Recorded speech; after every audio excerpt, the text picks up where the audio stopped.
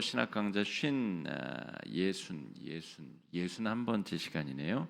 예순 한 번째 시간입니다. 오늘 이제 사도행전을 10차례에 걸쳐서 했고요. 이제 나머지 서신서와 요한계시록까지 하면 이제 신약 성경 부분을 마치게 되는데요. 오늘 이제 서신서 전체 개요 그리고 로마서에 대해서 살펴보겠습니다. 로마서는 우리가 새벽 예배 시간에 구체적으로 구절 살폈기 때문에 그 자세한 내용보다는 그 로마서의 위치, 또 로마서가 가지는 신학적인 중요성, 이런 것들을 중심으로 몇 가지 좀 살피겠습니다. 첫 번째 큰 주제는 서신서 개요입니다. 서신서라는 게 무엇이냐? 편지 성경이라는 것이 풀어 쓰자면 서신서는 한자어고요. 편지 성경 이렇게 말하면 이제 조금 더 쉽게 번역한 표현이 될 수 있겠죠. 서신서가 무엇인지, 또 어떻게 구성되어져 있는지, 거기에는 또 어떤 신학적 의미가 담겨져 있는지 한번 살펴보겠습니다. 오늘 구체적으로 내용으로 살펴보게 되면 뭐 이걸 외워야 되나 말아야 되나, 또 이런 새로운 개념들, 이런 것들을 살펴볼 텐데, 그거보다 중요한 건 무엇이냐면 첫 번째 주제인 서신서 개요와 두 번째 로마서를 살펴보게 될 때 전체 신약 성경을 한 권, 이제 신약 성경이라는 27권의 책으로 묶은 주체가 누구냐? 성령의 감동으로 성경이 쓰여지게 되는데, 성경을 쓰게 하고 그걸 한 권의 책으로 묶게 하신 분이 성령이시다. 이것이 오늘 공부할 내용의 가장 중요한 주제라고 볼 수 있습니다. 그런 관점에서 하나하나 내용을 살펴봐야 이해가 됩니다. 성령께서 사람을 통하여 쓰게 하셨구나. 그리고 성령께서 사람을 통하여 한 권의 책으로 만드셨구나. 그리고 성령께서 역사하셔서 이 서신, 편지글의 배열 순서가 이렇게 정해졌구나. 이런 내용들을 기억하시면 되겠습니다. 그러니까 로마서 그 다음에 고린도전후서, 이런 순서를 외우는 것은 하면 좋은데, 그것보다 더 중요한 것은 왜 이런 순서로 성령께서 배치하고 배열하셨겠느냐, 그 내용을 우리가 공부하는 겁니다. 자, 신약 성경은 주후 397년경에 카르타고 공의회에서 정경으로 확정되었습니다. 공의회라고 하는 것은 여러 흩어진 초대교회의 지도자들이 모여가지고 아주 공식적인 합의를 하는 것을 공의회라고 합니다. 당회가 모이죠. 당회가 모일 때는 미리 당회원들에게 고지를 하고 그때 모이겠습니다 라고 주보에다도 광고를 내고 이제 모이죠. 그러니까 공식적인 회의예요. 그러니까 저랑 장덕수 장로님, 강구석 장로님, 정영인 장로님 다 개인적으로 친하지만 개인적으로 나누는 말은 법적인 효력이 없어요. 그런데 당회라는 이름으로 모여서 거기서 공식적으로 논의를 하고 의결을 하게 되면 우리 교회의 당회록에 남게 되고, 그것은 굉장히 중요한 결정사항이 됩니다.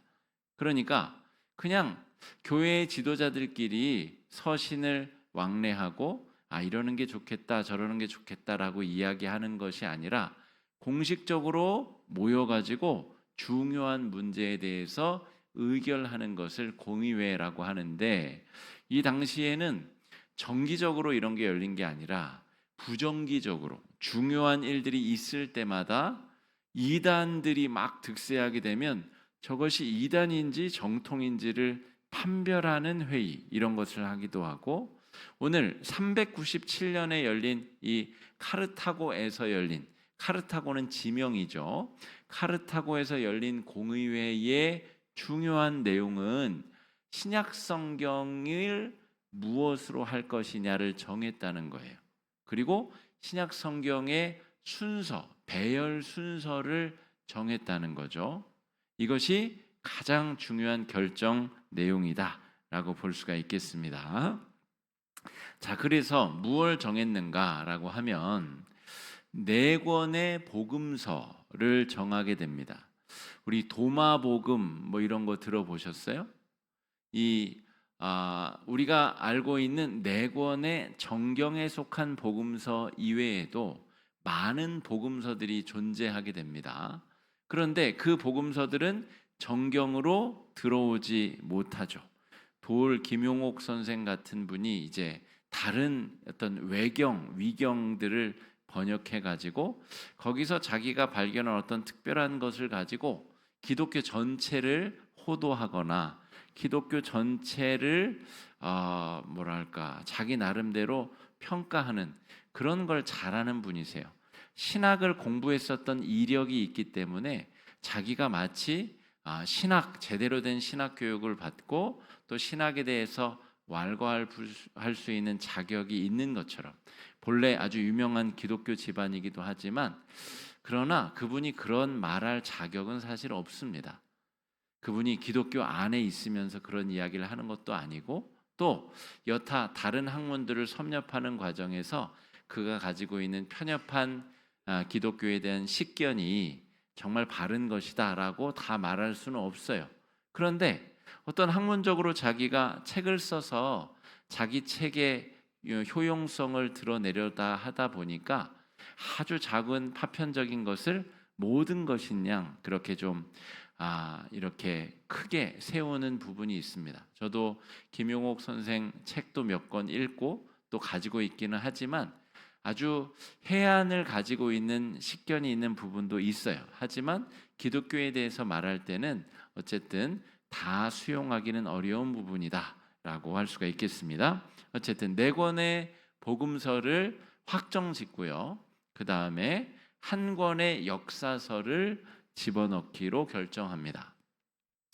또 사도행전과 유사한 책들도 많이 있지만 이 책만 이제 역사서의 자격으로 신약성경 안에 들어오게 됩니다. 이걸 어디서 결정했다고요? 카르타고 공의회. 우리 다른 교회 다니는 권사님들 모임에 가셔서 너 그거 알아? 카르타고 공의회?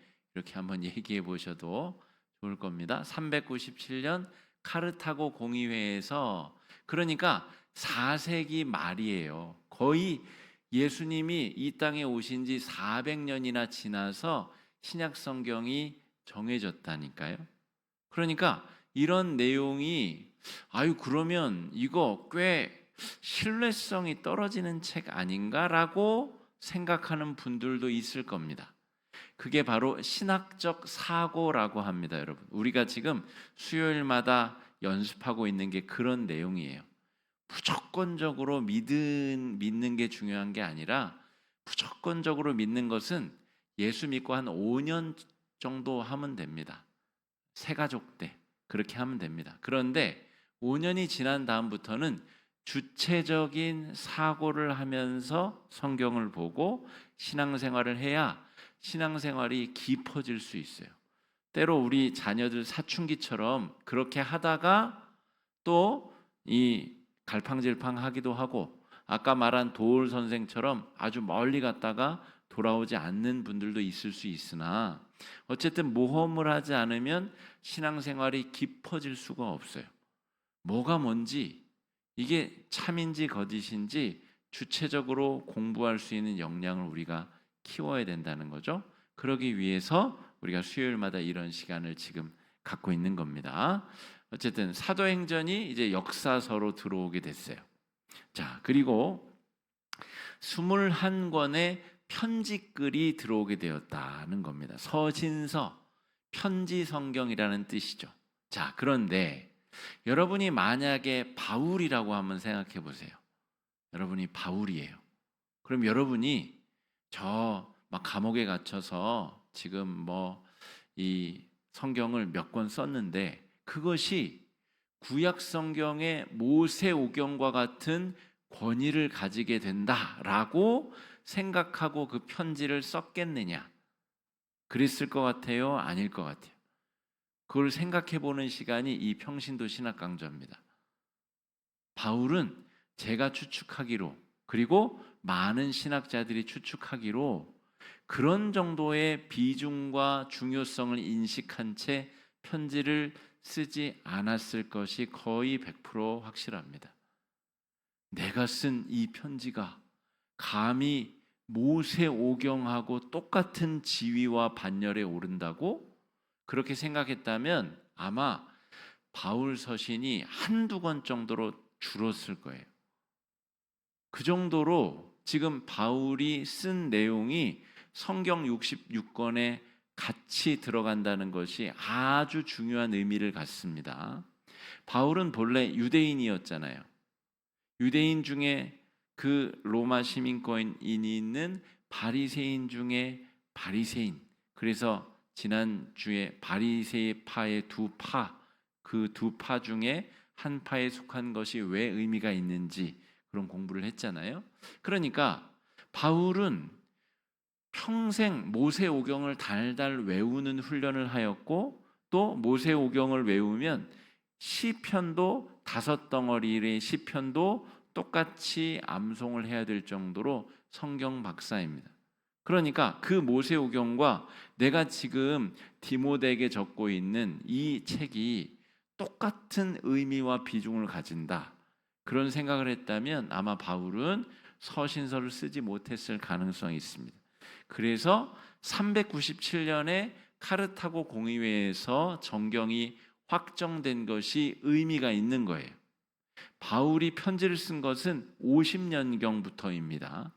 50년경부터 한 64년 바울이 순교했을 것으로 추정되는 때까지. 그러니까 한 13, 14년 동안 전도하고 편지 쓰고 막 한 거예요. 정신없이 선교 다니다가 감옥에 갇히거나 또 잠깐 짬이 났을 때 교회를 염려하여서 어떤 개인에게 편지를 썼다는 거죠. 그러니까 그때로부터 몇 년이 지난 400년에 쓰여졌다고 치면 몇 년이나 지난 뒤에요? 약 340년, 350년이 지나서 정경으로 확정된 거죠. 그러니까 그러한 과정이 없었다면 바울은 제대로 성경을 쓰지 못했을 것이고 성경이 하나로 묶어지지도 못했을 거예요. 그러니까 이 성경을 하나로 묶은 주체가 누구예요? 성령 하나님이시라는 거죠. 오늘 공부하는 것의 핵심이 거기에 있습니다. 바울이 막 열정적으로, 그래서 막 바울이 고린도 전서 후서 같은 데 보면 내가 가면 너네 그냥 가만 안 놔둬, 이런 내용도 막 써 있어요. 화가 치밀어 가지고 그 울화가 편지의 문체에 그대로 녹아 있는 부분도 그대로 있다고요. 그러니까 그런 내용이 그대로 들어 있는 내용, 그것이 정경으로 확정되도록 성령께서 하나로 종합하시고 편집하셨다라고 하는 겁니다. 자, 그 내용이 우리가 이렇게 여러 복잡한 내용을 공부하는 이유입니다. 그러므로 주후 397년에 카르타고 공의회에서 몇몇의 주교들이 모여가지고 야, 이거 넣어, 이거 빼, 이렇게 해서 한 권으로 묶어진 성경은 그래서 믿을 만하지 못한 책이다라고 결론으로 가는 사람들도 있겠지만 우리가 이 시간에 공부하는 이유는 뭐죠? 야, 여기에 성령 하나님의 놀라운 계획과 섭리와 기획과 편집이 다 녹아져 있구나, 이런 결론으로 다다르셔야 됩니다. 우리가 지금 공부하는 이유가 거기 있다는 거죠. 자, 그리고 한 권의 묵시라고 하는 책은 저번에도 우리가 한번 공부했지만 예언서와 묵시록은 다릅니다. 예언서는 하나님의 계획이 뭔지를 살포시 알려주는 것이 예언이에요. 그 예언을 듣고 사람들이 회개하면 계획이 수정되는 것이 예언입니다. 이사야, 예레미야, 에스겔 다 마찬가지죠. 자, 그런데 묵시는 좀 다릅니다. 묵시는 결론이 정해져 있어요. 뭐라고 사람들이 뭘 바꿔도 그 결론이 바뀌지 않는 것을 묵시라고 합니다. 그러니까 이것은 좀 다른 것이죠. 최종적으로 벌어질 사건에 대한 그야말로 우리가 흔히 알고 있는 예언적 사건이 벌어지게 되는 걸 이것을 묵시록이라고 부릅니다. 그래서 우리 신약 성경에는 한 권의 묵시록 이렇게 다 더하면 4 더하기 1 더하기 21 더하기 1을 하면 27권이 되죠. 한번 해보세요. 맞죠? 27권이 되죠. 예, 이렇게 27권의 책이 묶이게 된다는 겁니다. 자, 그러면 오늘 우리가 공부하게 될 내용이 서신서 개요니까 21권의 편지글은 다시 어떻게 나누어지는가? 우리 성도님들은 뭐 신약 성경 자체를 구분하는 것도 하여튼 일이죠. 복음서, 역사서 뭐 구분하는 것. 그런데 서신서를 왜 또 나누느냐? 이 신학자들이 이런 거 하는 사람들이 신학자들입니다. 21권의 서신서를 다시 종류별로 나눠 소팅을 해보는 겁니다. 그래 봤더니 바울 서신이 13권이구나. 또 그 중에 요한이 쓴 요한 1, 2, 3서가 존재하는구나. 그리고 다른 여러 사람들이 쓴 공동서신이라는 것이 존재하는구나 라고 분류를 해보았다는 겁니다. 그러니까 서신서는 다시 세 주체로, 세 덩어리로 나누어지는데 바울서신, 요한서신, 공동서신 이렇게. 또 어떤 학자들은 바울서신과 공동서신 둘로 구분하기도 합니다. 그러니까 그런 것에 너무 이렇게 집착하실 필요는 없는데 이렇게 분류가 된다라고 하는 것이죠. 자, 공동서신이라는 것은 바울서신 있고 요한서신 있고 공동서신 안에 우리 뭐 유다서, 베드로 전후서 뭐 이런 성경들이 들어가요. 그러면 거기도 분명히 저자가 써 있는데 왜 걔네들은 공동서신으로 묶이나요? 이런 질문을 품으셔야 됩니다. 그런 것이 우리가 성경을 더 깊이 볼 수 있는 중요한 계기가 되는데요. 여기서 공동이라는 것은 쓰는 사람이 여러 명이다라는 말이 아니라 그 글을 읽는 사람들이 여러 명이라는 뜻이에요. 여러 교회를 회람하는 성경, 두루두루 있는 우리 성도들에게 이런 대상이 쓰여진 책들을 공동서신으로 묶었다. 이 정도 이해하시면 되겠습니다. 자, 공동서신의 저자들은 예루살렘 교회의 지도자들이었다라고 하는 특징도 신학자들이 알아냈습니다. 자, 바울과 우리 그 사도 요한계시록의 저자가 요한 1, 2, 3서의 저자랑 같은 사람이거든요. 그러니까 그 사람이 바로 예수님이 돌아가시기 전에 어머니 마리아를 의탁시켰었던 그 제자가 우리 요한복음의 저자이자 요한계시록의 저자, 요한서신의 저자 다 같은 사람인데 이 사람을 제외하고는 나머지 서신서의 주인공들이 다 예루살렘 교회의 지도자들이었다라고 하는 겁니다. 여기서 베드로, 야고보, 요한, 유다. 그러니까 요한은 요한서신으로 따로 빼고요. 그러자면 베드로와 야고보와 유다가 남죠. 이 사람들이 다 예루살렘 교회의 지도자였다는 거죠. 자, 그런데 여기서 중요한 부분이 있습니다. 여기서 중요한 부분이 나타납니다. 자, 베드로 전후서, 야고보서, 유다서, 신약 성경에 어디 쪽에 존재하죠? 어디 있어요? 뒤편에 존재합니다. 뒤편에. 요한서신도 마찬가지죠. 요한계시록은 원래 위치가 요한계시록은 맨 뒤가 맞아요. 마지막에 말세에 벌어질 일이기 때문에 그거는 맨 마지막에 위치해야 되는 게 맞습니다. 그러니까 이 묵시록을 제외한 서신서의 위치와 배열을 잘 생각해 보면 공동서신이 뒤쪽으로 간다는 거예요. 자, 이것은 지금 초대교회 안에서 신학적인 중요성이 중요하면 중요할수록 앞으로 가게 되는데 바울 서신의 내용이 이 신학적으로 훨씬 더 중요하다는 것을 의미합니다. 그리고 이 뒤쪽으로 가는 이 서신서들은 신학적으로 교회 안에서 영향력을 잃어가고 있다라는 것을 나타냅니다. 자, 우리 루터와 같은 종교 개혁자는 이 자기가 뭐라고 유다서를 성경에서 빼버려야 된다라고 주장을 했어요. 그런다고 빼질 수가 없으니까 이 유다서는 야고보서입니다. 유다서가 아니고 야고보서는 지푸라기와 같은 서신이다라고 그랬어요. 빼버리고 싶었는데 뺄 수는 없으니까 이거는 하찮은 서신입니다. 볼품없는 지푸라기 같은 그런 서신입니다라고 이 종교개혁자 루터가 주장했다는 거죠. 왜요?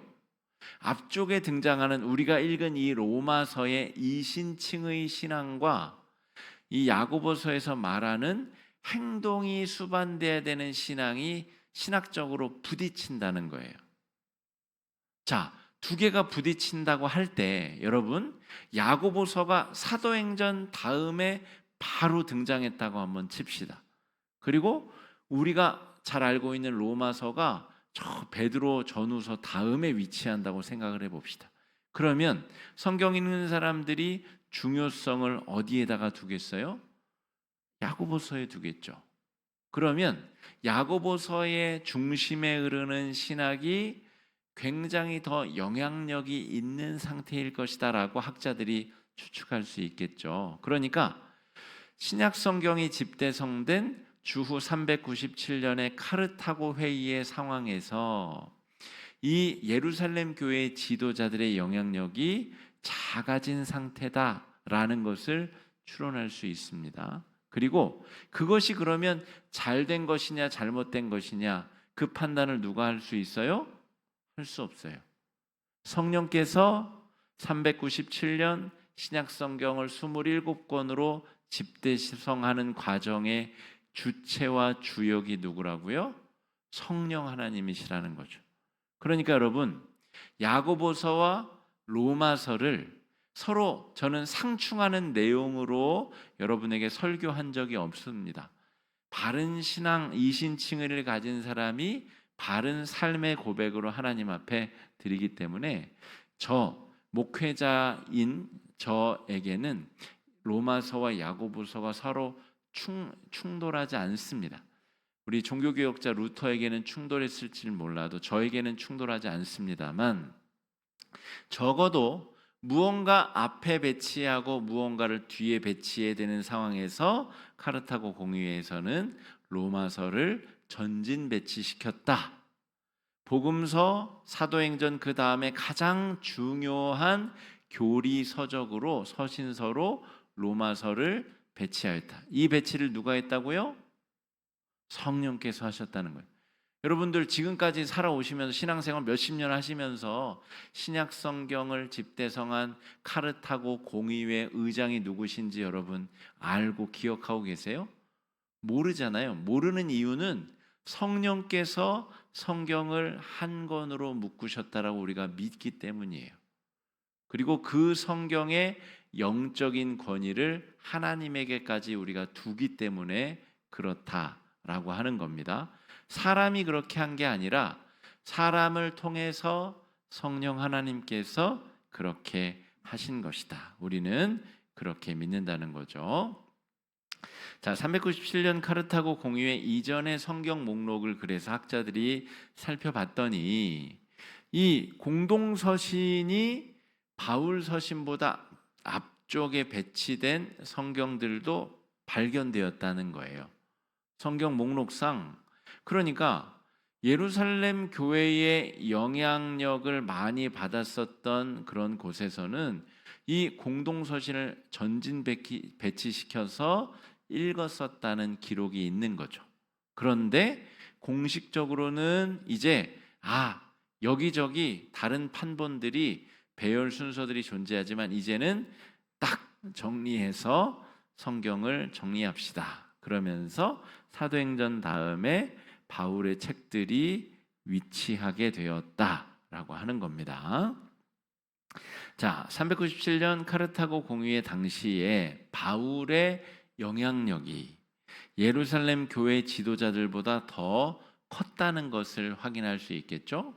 그러면 여기서 신학적인 고민을 한 번 더 해봐야 됩니다. 그러면 영향력이 큰 사람 뜻대로 됐다는 말이야? 라고 의문이 들어야 정상입니다. 아니, 그러면 이 자기 세력 넓힌 사람 뜻대로 그러면 이 성경이 집대성되고 움직였다는 말이야? 그렇게 생각할 수도 있겠죠. 그죠? 그런데 그 생각을 달리 바꿔서 표현하면 어떻게 될까요? 성령께서 바울의 신학을 더 널리 멀리 퍼뜨리신 것이죠. 왜요? 자, 바울이 계속해서 서신서에서 지금 싸우고 있는 것이 뭐죠? 자, 예루살렘 교회에서 내려온 야, 믿음만 가지고는 안 돼. 야, 안식일도 지켜야 되고 할례도 받아야 돼. 이 두 가지 안 지키고서는 너희가 아무리 예수 믿어도 구원받는 거 그거 가짜야 라고 하는 거짓 교사들이 계속 내려와서 바울이 복음을 전하는 교회마다 교회를 어지럽혔다는 거죠. 그런데 바울이 계속해서 서신서를 쓰면서 그런 내용들하고 지속적으로 싸워 나가죠. 그래서 우리가 사도행전 공부할 때 제1차 공의회, 예루살렘 공의회에서 핵심적인 결정사항이 뭐였죠? 네 가지 말고는 금지시키지 말아라.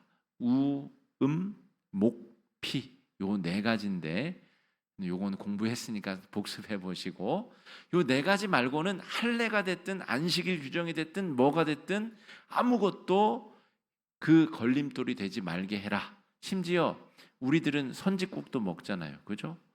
피를 먹잖아요. 우리는 우상숭배, 음행 이런 거는 우리도 안 하지만 이 네 가지조차도 우리는 지금 다 지키지는 않지 않습니까?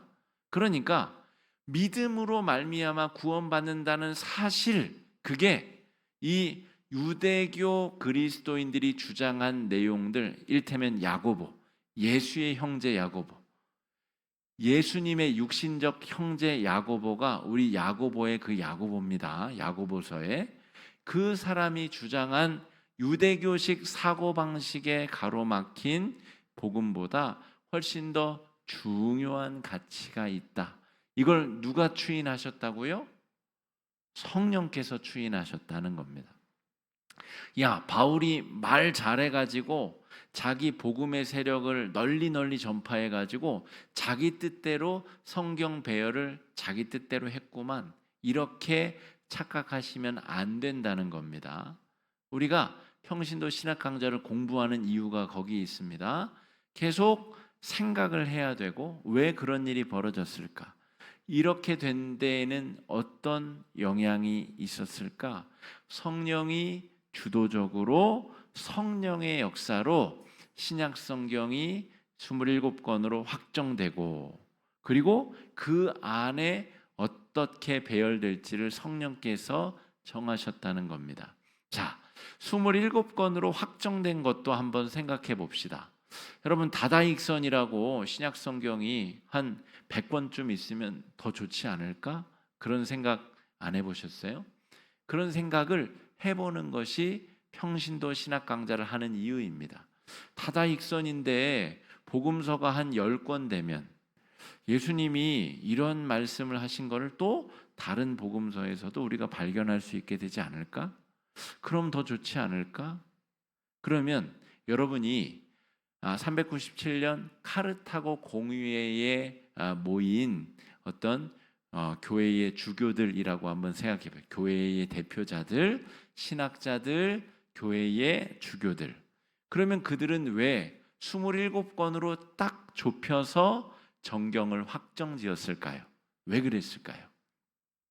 이것은 이단의 진입을 원천 봉쇄하기 위한 최소한의 선택이었습니다. 복음서가 10권이 되면 거기서 뭐 희한한 말들이 섞여 있는 부분들 때문에 그 모든 다른 어떤 도마복음과 같은 책의 모든 부분이 다 가짜라는 말이 아닙니다. 어떤 특정한 부분이 오해를 유발해서 이단이 잠입할 수 있는 구멍 역할을 하는 책들을 잘라내고 최소한의 이 진리를 수호할 수 있는 책을 만든 것이 27권이라는 말입니다. 그러니까 정경으로 확정되는 과정에 사람을 통하여 성령께서 무슨 일을 하셨는가를 생각해 볼 필요가 굉장히 중요하다는 것입니다.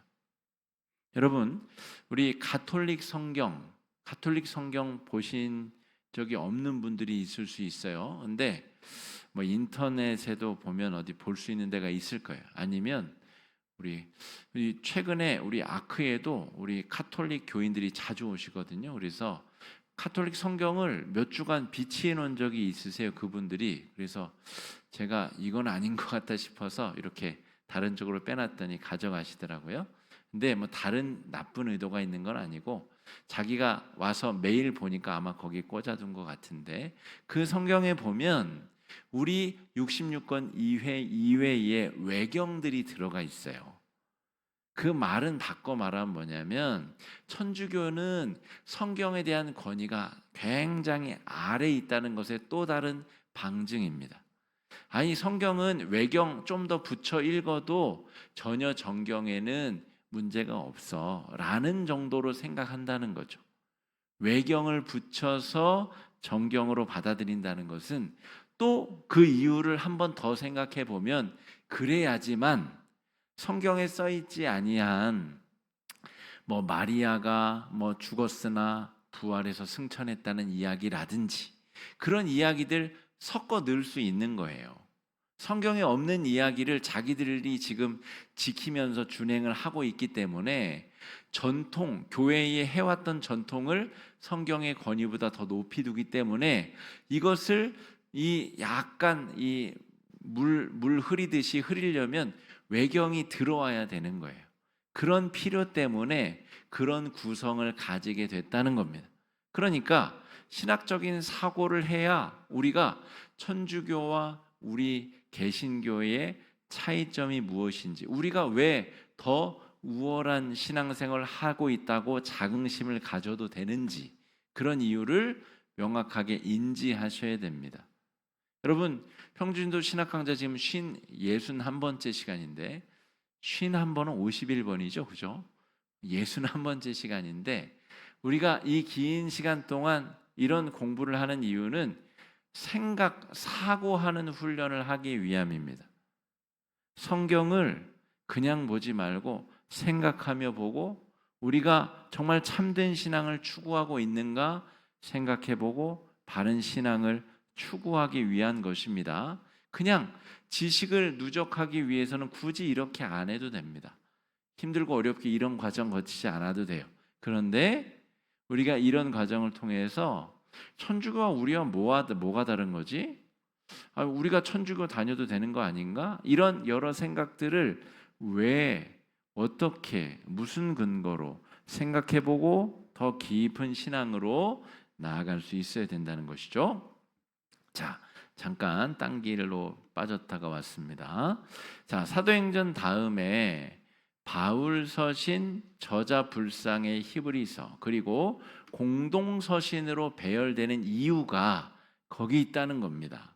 자, 예수님이 하늘로 승천하시면서 지상 명령을 뭐라고 내리셨습니까? 뭐라고 내리셨죠? 너희가 내 증인이 돼서 예루살렘과 온 유대와 사마리아와 땅 끝까지. 예루살렘은 서울의 한 10분의 1만큼 될만한, 당시 고대의 예루살렘은 한 100분의 1 정도밖에 안 돼요. 서울시에 아주 적은 이 언덕 4개에 있는 작은 곳에 불과하고요. 지금의 예루살렘이야 훨씬 더 넓죠. 이 옛날 성지가 있는 구도심과 지금은 현대식 건물이 들어선 신도시까지 아주 넓은 도시지만, 당시에는 아주 작은 그런 어떤 방어하기 좋은 요새와 같은 성읍일 뿐인 거죠. 그리고 유대라고 하면 어디예요? 이 예루살렘에서 조금 더 확대된 유대 땅, 그리고 유대인들이 살았었던 저 위쪽에 갈릴리 땅 조금. 그런데 사마리아를 넘어서 땅끝까지 가게 되면 이 유대교의 영역은 한없이 더 작아지게 됩니다. 바꿔 말하면 믿음으로 말미암아서 구원받게 된다는 기독교의 이 본질이야말로 예수님이 말씀하시고 예수님의 행적을 기록한 복음서, 그리고 이 복음이 전파되게 된 역사에 대한 기록 다음으로 가장 먼저 위치해야 될 기본 교리, 핵심적인 교리, 그래서 로마서가 사도행전 다음에 위치하게 되는 겁니다. 히브리서는 사실은 이 바울이 지었다라고 주장하는 사람들이 옛날엔 있었는데 아무리 살펴봐도 이건 바울의 필체가 아닙니다. 그래서 요즘엔 바울의 서신이라고 말하는 학자는 거의 없어요. 이것은 알 수 없는 신원 미상의 사람이 흩어진 유대교 공동체에 쓴 책이다, 이렇게 보는 경향이 대다수입니다. 그러니까 신비롭죠. 바울의 책 13권 다음에 신원불상의 히브리서, 그리고 공동서신으로 이어지게 된다는 거죠. 그 사이에 놓인 히브리서 역시도 히브리서 11장이 무슨 장이죠, 여러분? 믿음장. 믿음. 오직 믿음으로써 우리가 구원받는다는 이야기가 예수님이 이 땅에 오신 이유자, 예수님이 십자가에 달려 돌아가신 본질이자 예수님이 하늘로 승천하시면서 우리에게 남기신 지상명령, 선교 지상명령의 본질이다라고 하는 것입니다. 이게 교회의 본질이고 복음의 본질이고 선교의 본질이라는 거예요. 이게 서신서의 지금 배열 순서를 통해 성령께서 우리에게 말씀하시는 겁니다. 여러분, 우리 개신교가 잘못된 길로 접어드는 과정 중에 천주교화되는 경향성, 그러니까 굉장히 고리타분해지고 또 격식과 또 절차를 따지고 옛날에는 이랬는데 저쨌는데 그런 것에 매몰되는 천주교식 경향성을 포용하게 되면서, 담게 되면서 개신교회가 영적인 힘을 많이 잃게 되었습니다. 이건 제가 목사로서 한국교회를 개인적으로 분석하며 통찰하며 얻은 결론입니다. 왜 그러면 천주교의 이 고리타분함을 담게 되었을까? 한국교회가 100년 이상의 역사를 가지게 되면서 이 지켜야 될 게 많은 사람들이 지키기 위해서 전통과 역사를 계속 강조하고 있는 겁니다. 제가 저번에도 말씀드렸다시피 한국 우리 대한예수교 장로회 통합 측을 대표하는 총회에 총대로 갈 수 있는 40대, 50대의 목회자들이 거의 없어요. 거의 60대 목회자들, 장로님들이 거의 회의의 대다수를 차지하게 됩니다. 그러니까 그들은 한국교회 안에서 기득권을 가진 사람들이고 계속 역사와 전통과 옛날에는 이렇게 했다는 것을 강조할 수밖에 없는 분들인 거죠. 그러니까 한국 교회의 역동적인 변화가 둔화될 수밖에 없는 것이고, 교회의 문제를 제기하는 이 세상 언론에 대해서 오히려 자기들이 공격받고 있다고 여기고 자기를 성찰할 수 있는 능력조차 완전히 거세당하게 된 그런 굉장히 이상한 집단으로 우리 한국 교회가 지금 이상한 방향으로 흘러가고 있는 것은 아닌가, 제가 그런 생각을 좀 해보게 되었습니다. 여러분, 우리 개신교는 천주교에서 발견할 수 없을 정도로 아주 엄격하게 정말 말씀 중심으로 살아가려는 사람들의 집단입니다. 전통 역사가 아니라 하나님의 말씀대로 살아가기 위해서 역동적으로 살아있는 공동체라는 거죠. 여러분, 우리 교회는 막 카페도 열고 최근에는 뭐 도서관도 한다 그러고, 왜 그래요?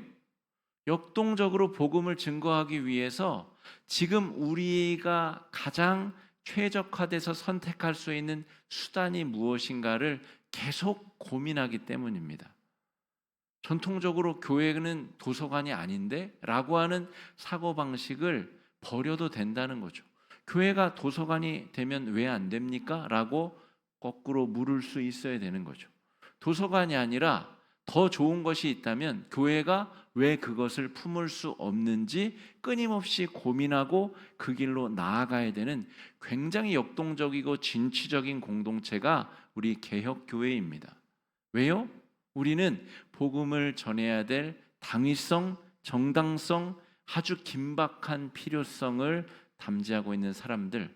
70년 전에 교회가 이랬는데 80년 전에 우리가 이랬는데 그것을 우리가 지켜야 됩니다. 우리는 별로 거기에 관심이 없는 사람들입니다. 우리 개신교회가 원래 그렇습니다.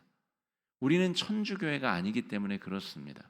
정말 중요한 것, 지금 이 시대에 영적으로 목말라 있는 사람들에게 어떻게 복음을 정말 믿음으로 당신이 구원받는다는 사실을 어떻게 전할 수 있는 것인가를 끊임없이 고민하고 끊임없이 전하기 위해서 길을 찾는 사람들이 바로 우리 개신교인들이다라고 하는 정체성을 분명히 해야 됩니다.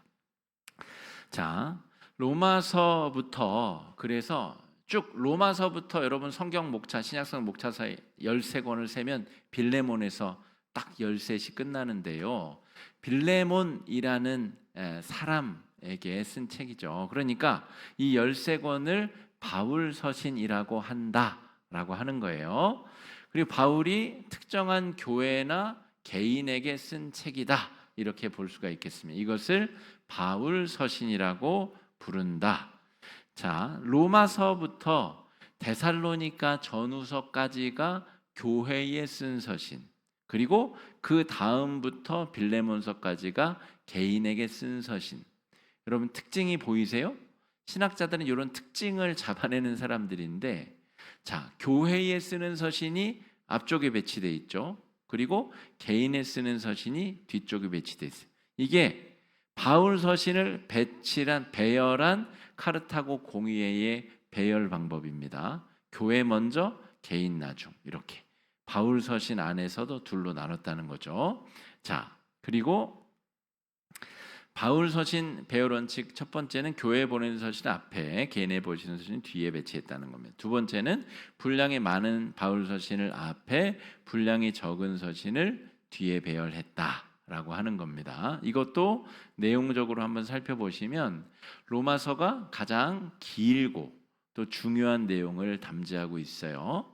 그렇다는 것이죠. 자, 배열 순서는 기록 순서나 중요도가 아니라 교회냐 개인이냐, 분량이 많으냐 적으냐. 바울 서신 중에서는 이 45년에서 50년 사이에 데살로니가 전서가 제일 먼저 쓰였다는 설, 또 갈라디아서가 먼저 쓰였다는 설, 학자들 사이에 뭐 논쟁이 있으나 뭐 그건 학자들끼리 논쟁하라고 하고요. 정말 중요한 것은 쓰인 시기나 어떤 그런 중요도가 아니라 분량.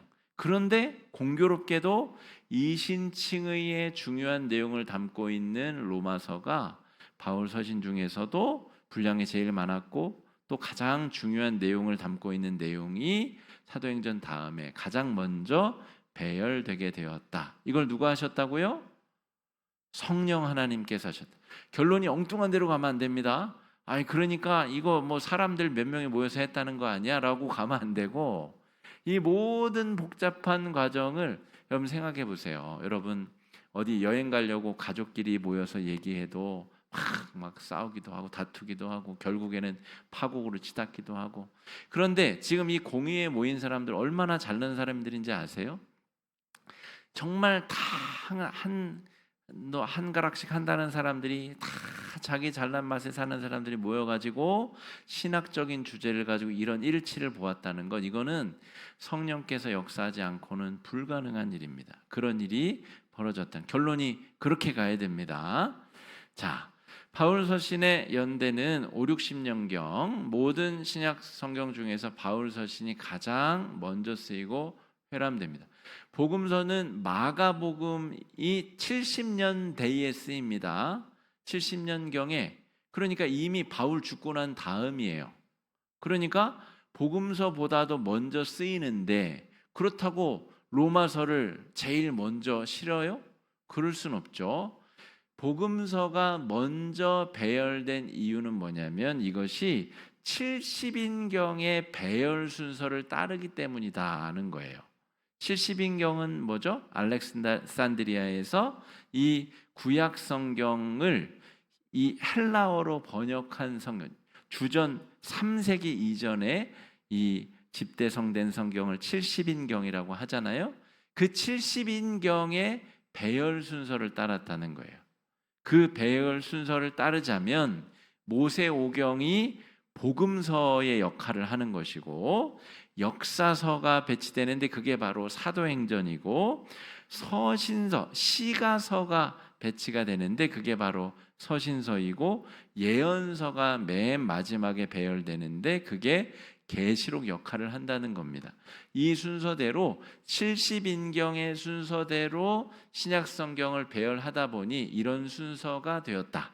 복음서가 바울 서신보다도 늦게 씌어졌지만 전진 배치된 이유는 그 영적인 건의가 모세 오경에 해당하기 때문이다라고 할 수가 있겠습니다. 자, 시간이 많이 흘렀는데요. 로마서 빠르게 살펴보겠습니다. 로마 교회는 성령 강림 사건 때 로마에 왔었던 이들, 사도행전 2장에 보면 여러 각 지방에서 명절을 지키기 위해서 이 예루살렘에 온 사람들 중에 로마에서 온 사람들이 있다는 표현이 등장합니다. 이 사람들이 복음을 듣고 베드로의 설교를 듣고 회심한 이후에 세례를 받고 다시 로마로 돌아가서 교회를 세웠을 가능성이 가장 크다라고 추측합니다. 왜냐하면 안 써 있거든요. 로마 교회를 누가 어떤 경위로 세웠는지가 안 써 있습니다. 그냥 나중에 바울이 로마에 이미 있는 교회 교인들에게 편지를 쓰기 때문이죠. 거기다 몇 자라도 좀 더 써줬으면 뒤에 학자들이 편했을 건데 왜 세워졌는지 누가 세웠는지를 아무도 알 수가 없어요. 그냥 이렇게 추론할 뿐입니다.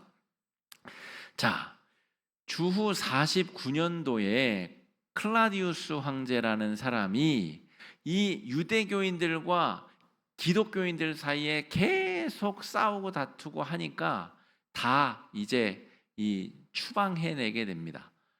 그래서 그 당시에 이제 추방된 사람들이 이제 여럿이 있었는데 바울과 함께 만나가지고 복음을 전하게 되는 부부도 존재하고 그렇죠. 자, 그런데 그 이후로 54년경 네로 때 다시 돌아와도 돼. 그래서 유대인들이 다시 돌아가게 되거든요. 그러니까 이 49년도를 기점으로 49년도 이전에 이미 교회가 세워져 있었는데 그 이전에는 교회 안에 유대교였다가 그리스도인이 된 사람들이 더 많았는데 49년도에 다 추방된 이후로 유대인들이 다 빠져나간 다음에 교회 안에 누구만 남아 있어요? 유대인이 아니었다가 교회 다니기 시작한 사람들은 로마를 떠날 이유가 없기 때문에 로마 교회의 주역이 됐다는 그 이후로. 그래서 로마서의 내용을 살펴보면 9장에서 11장에 이제 유대인의 구원 문제를 언급하잖아요. 이미 그때에 이 로마 교회의 유대인들이 소수화되었다는 거예요. 이방인이었다가 그냥 예수 믿은 사람들이 주축 세력이 되었다는 거예요. 그리고 12장에서부터 12, 13, 14장에 무슨 내용이 다뤄지죠? 음식 먹는 문제를 바울이 다뤄요. 왜 그 문제를 다룰까요? 이미 로마 교회 안에 이방인이었다가 예수 믿은 사람들이 주축 세력이 되었다는 거예요. 신학자들은 성경을 보면서 연역적으로 그 과거에 있었던 일들을 다시 추론하는 일을 하는데 추론해 보자면 역사적으로 그런 일이 있었고 아마 그런 큰 변화가 로마 교회 안에 있지 않았겠느냐라고 추측할 수 있다라는 것이죠. 유대인 중심 교회에서 이방인 중심 교회로 변화가 이루어졌다라고 하는 겁니다. 그래서 로마서 9장에서 11장 유대인의 구원 문제나 14장 15장의 음식 문제는 이방인 출신 그리스도인들이 주축을 이루었기 때문에 논쟁되고 또 바울이 그런 주제로 기록하게 되었다라고 하는 겁니다. 자, 이방인 중심의 교회였기 때문에 로마서의 핵심 주제가 뭐라고요? 이신칭의인데 그것이 더 강조점 있게 방점이 찍혀서 로마서가 기록이 됐다는 거예요. 그리고 그 로마서가 여러 가지 이유로 카르타고 공의회에서 사도행전 다음에 배치됨으로 말미암아 우리 기독교회 교리의 핵심을 이루게 되었다는 겁니다. 여러분, 위키피디아나 이런 데서 기독교를 검색해 보면 그냥 일반인들이 막 자기 소견에 옳은 대로 적은 것을 보면 기독교는 바울의 종교다 이렇게 써놓은 글들도 어렵지 않게 발견할 수 있습니다, 여러분. 근데 그들의 말도 일리가 있어요. 왜요? 기독교 신앙을 집대성한 게 바울이거든요. 바울의 사상적 내용이 이 13권의 서신서 안에 고스란히 녹아져 있어요. 그러니까 하나님께서 바울을 통해서 기독교 신앙의 교리를 정립한 게 맞죠. 그렇다고 해서 위키피디아에 누가 써놓은 것처럼 그러면 기독교는 바울교야? 바울의 머리로 만들어낸 종교야? 여러분 거기에 동의하실 수 있겠습니까? 그렇지 않다는 거죠. 그러니까 여러분 아니야 그냥 덮어놓고 믿어 이렇게 할 일이 아니라 생각을 해야 됩니다. 생각. 왜 바울 종교라고 하는 말이 아닌지를 내 입 스스로 말할 수 있는 정도로 우리 실력이 성장해야 된다는 거죠. 그건 바울이 한 게 아니야. 왜냐하면 397년도에 쭉 구구절절 이야기할 수 있을 정도의 지성과 실력을 우리가 갖추는 것. 모든 것이 다 정확하게 암기되지 않아도 언제 성경이 집대성되고 그 과정에 성령이 무슨 일을 하셨으며 왜 바울의 서신이 전진 배치되었는지를 우리가 우리 입으로 이야기할 수 있을 정도의 실력을 갖추어야 된다 하는 겁니다. 자, 사도행전 다음에 로마서가 위치됨으로 말미암아서 복음의 정수, 진리를 제대로 소개할 수 있는 서신서가 되었다는 거예요. 그러니까 로마서도 성령의 도구이고 로마서를 기록한 바울이라고 하는 사람도 성령의 도구입니다. 그러니까 결론이 바르게 가야 됩니다, 여러분. 카르타고 공의회의 여러 교회의 수장들도 성령의 도구이고 성령께서 신약 성경을 27권으로 딱 규정한 이유도 더 이상 이단들이 틈타지 못하도록 그 출입구를 봉쇄하신 성령의 역사다라고 하는 것을 잘 기억하셔야 되겠습니다. 오늘 우리 서신서 개요와 로마서의 내용을 살펴보았는데 오늘 우리가 공부한 내용을 가지고 우리가 삶 속에서 성경을 더 주체적이고 능동적으로 살피실 수 있는 은혜가 여러분에게 함께 하시길 바랍니다. 네 가지